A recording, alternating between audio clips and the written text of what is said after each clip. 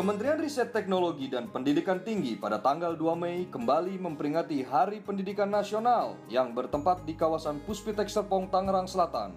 Upacara peringatan Hari Pendidikan Nasional ini dipimpin langsung oleh Menristek Dikti Bapak Muhammad Nasir. Upacara yang dihadiri oleh berbagai lembaga terkait ini disertai pula pemberian penghargaan Satya Lancana Karya Satya kepada para tokoh yang dianggap telah mengabdi pada bidang ilmu pengetahuan dan teknologi.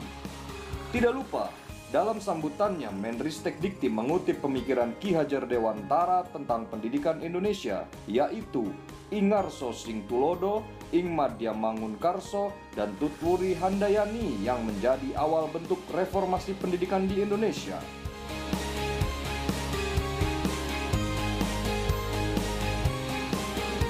Acara yang mengusung tema Ayo Kerja Inovatif dan Kompetitif ini sekaligus menandakan peluncuran 3 program terbaru dalam rangka menunjang kinerja Kemenristek Dikti.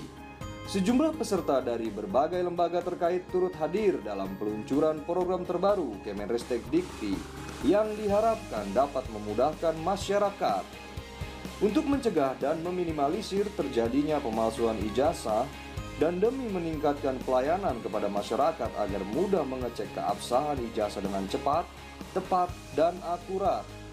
Kementerian Riset Teknologi dan Pendidikan Tinggi meluncurkan sistem verifikasi ijazah secara online atau yang disebut sivil dan penomoran ijazah nasional atau yang disebut PIN.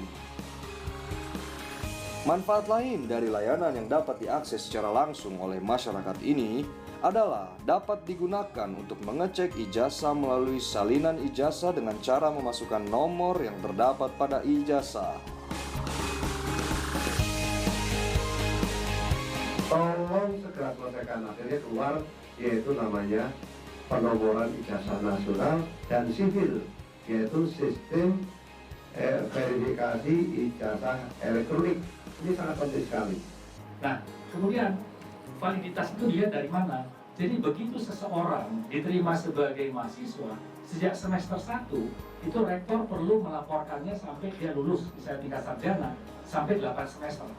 Jadi nomor yang ada di ijazah itu bisa di-trace sampai ke semester pertama dia masuk di perguruan tinggi. Jadi tidak bisa tiba-tiba ada ijazah tanpa mempunyai sejarah.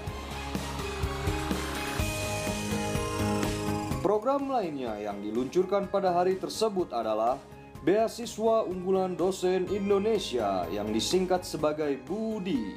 BUDI diciptakan khusus untuk dosen tetap Indonesia dari perguruan tinggi negeri maupun perguruan tinggi swasta di bawah lingkup Kemenristek Dikti.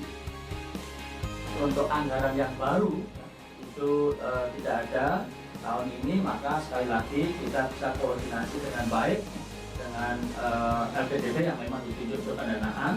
Nah, oleh karena itu persyaratan seperti umur, ya, seperti aplikasinya, yaitu di laman sumber daya Dikti. Dan kemudian nanti setelah proses itu terjadi, kita duduk bersama untuk bisa menentukan. Untuk beasiswa BUDI ini memang ini menjadi era baru dari pengelolaan beasiswa terutama untuk dosen. Syarat-syarat dan kebijakan karena kewenangan dan wilayah yang berada di area Kementerian Ristek dan Dikti, maka memang dari Kemenristek Dikti yang kemudian menetapkan. Ya, oleh karena itu Pak Dirjen Sumber Daya Ristek Dikti sudah merancang dan nanti kita akan sosialisasikan persyaratan yang ada. Tentu kita ingin dosen itu bisa memiliki kualitas yang bagus. Program terakhir yang juga diluncurkan adalah program Pusat Informasi dan Pelayanan Terpadu sesuai dengan Undang-Undang Nomor 25 Tahun 2009 tentang Pelayanan Publik. Masyarakat membutuhkan berbagai informasi tentang misalnya syarat-syarat beasiswa, baik beasiswa untuk mahasiswa S1 maupun untuk dosen. Itu bisa kita layani dengan lebih cepat dan lebih mudah.